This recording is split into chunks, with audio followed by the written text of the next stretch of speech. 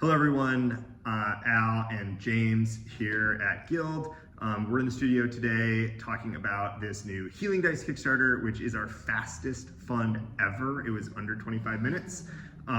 So thank you all for showing up and getting in on this with us. We are looking forward to an exciting month. It's going to be action-packed. And part of that, we're going to be making these little videos every few days, diving deeper into the process of making these weird dice, because we think maybe it's not so clear why these are actually so weird and hard to make. We have spent about 2 years on this, so we wanted to start from the very beginning. Our very first idea, we were trying to make healing dice because it is our #1 most requested thing in any campaign. People say, why don't you make healing dice? And the answer is always, there's some pretty good healing dice already out there. There's some great projects, there's some cool ones. We always want to add something with our projects. And so we came up with the D4 version with the bonus die. We thought that was pretty cool and hilarious to have a die that just returns the same number no matter where it lands. I've been sitting here just like rolling these, and I don't know why. It's always going to be 20. We can fully guarantee the accuracy of the bonus. They're 100% accurate. Will never deviate from expectation. So we really wanted to add something, and we thought, okay, what if you had 2d4 plus 4 in one die, and you just rolled it. And we thought that's a great idea. I remember we were out front here having lunch, and we thought that's a great idea. There's a problem because there's only 7 results, and that's not an even number of sides. Oh, that's an easy problem to solve. We'll just round one of the sides off, call it a day, easy. Yeah, just make it D7. Let's go upstairs and write it up. Done. Right? So it might make us sound a little dumb that we didn't realize that when you roll multiple dice, you're more likely to get average results than the lowest and the highest. So the D7 can't work because on 2d4, you get 2 and 8 way less often than your middle results. You get the lowest values 6.25% of the time, and you get your average one 25% of the time. Yeah. So.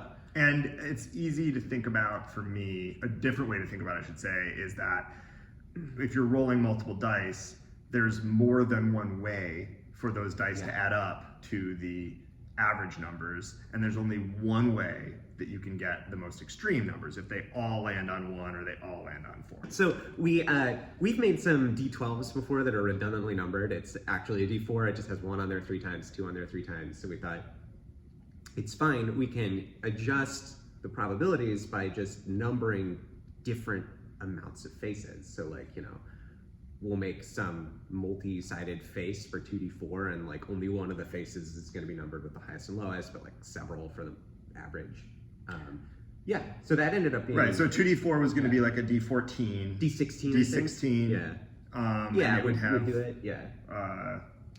One side each for the most extreme cases, and then 4 sides for the most likely or whatever. Yeah. So that was really easy. I mean, it looks like a D10, it's just 8 on each side. Yeah, instead no problem. 5. Great. 44 is a D256. Right, it's doable, I guess. I think we could do it. Could probably make one. I don't know if you guys have ever rolled a D100. I have one. I think it's really cool. I never use it because it just keeps going. A lot of, you get too many sides, you just end up with a ball. Yeah. So as long as the numbers don't get too much higher, we could probably make that happen. Yeah. What comes next? So the 8d4 is I think that's a D65,536.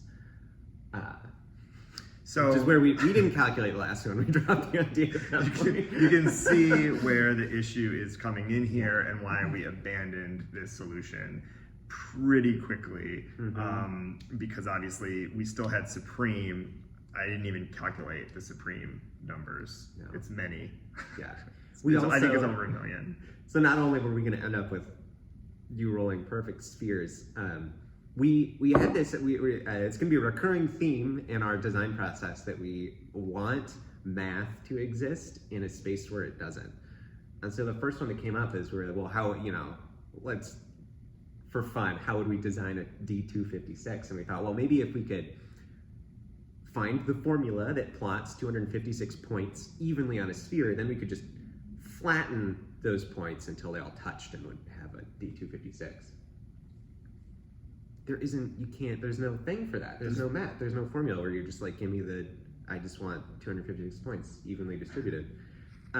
There's an approximation called a Fibonacci lattice, and it uses the Fibonacci sequence to kind of spiral points down from a pole on a sphere, but it gets more accurate the more numbers you have, and it's like kind of not that accurate if you have fewer numbers. One of the things that has been brought up is that the term Gaussian isn't specifically appropriately used here.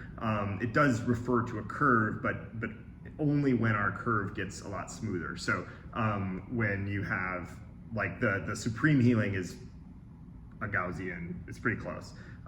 Whereas the lower numbers are sort of approximations, but we felt that Gaussian is a much catchier term than standard distribution or true distribution, which is sort of what is more accurately termed. So that's my marketing bent, just deciding that Gaussian is descriptive enough for our purposes and much catchier. And speaking of the design process, it's ongoing. We're working up the next iteration of our 4D4+4 prototype, the Greater Healing Potion. And we took some feedback. You'll see in our mock-ups in the Kickstarter story, we have a crit face. So the highest value face is 3 stars. We're like, that's the 20. But some of you have pointed out that sort of defeats the rules are in the dice purpose. If you don't know that it's supposed to be 20, you still have to look it up.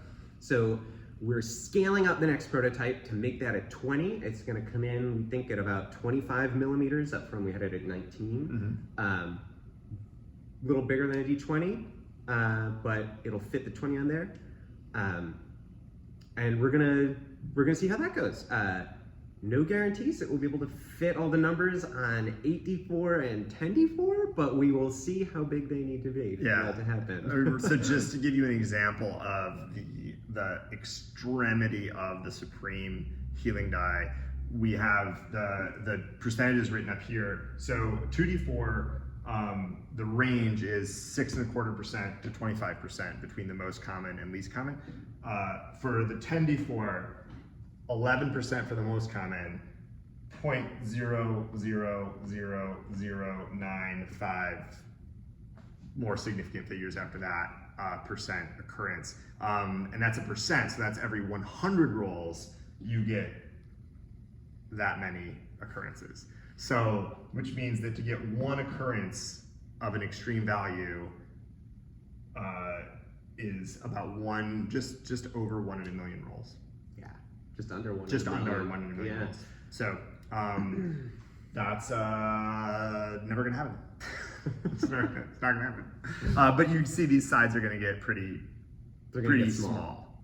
Yeah. I think we'll end up talking about our Michigan Stadium sides die in the next video. Yeah. Yeah. Find out about that one. All right. Yeah, thanks a lot. This is super fun.